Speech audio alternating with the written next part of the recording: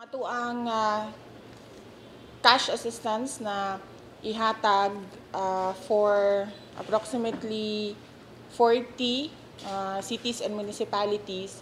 Ang cash assistance nato is 5,650,000, and then naatay 7,000 food packs worth 1,050,000 na i-ship karong gabi 5,000 ang i-ship, and then tomorrow noon 5,000 po ang i-ship sa PAL. So apil ang freight cost sa shipping is 600,000. Ang total na gamito nato sa calamity funds is 7,311,000. So ato ana siyang i-recommend sa City Council for authority to use the calamity funds. Ang ato ang calamity funds, just so you would know, ang balance niya for this year at August is 200,915,137. Tapos, ang trust fund nato na calamity fund, meaning wala nato nagamit last year, so na trust fund siya this year according to law, is 104,572,296.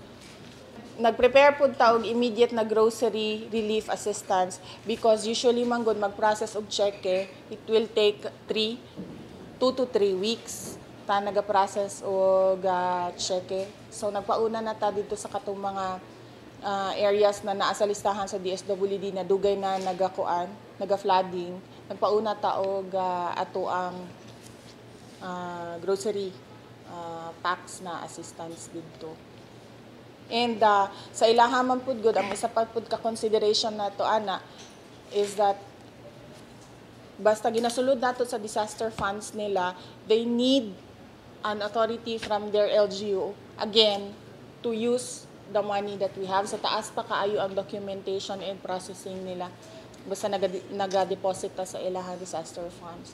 So wala ta focus pod sa NCR because katong NCR sila man gud ang pinakadali na maabot sa mga lain-lain na mga assistance na available didto, and big cities usually like Davao City, which is a highly urbanized city, dako pud kay na sila og calamity funds na available to them, unlike tong mga cities na municipalities o mga cities na gamay lang pud na ilahang disaster funds. So they rely on donations or they rely sa national government na tabang. Ipili nato katong naa sa listahan sa DSWD na kuan nagbaha na dili lang karon but nagsugod atong nagbagyo.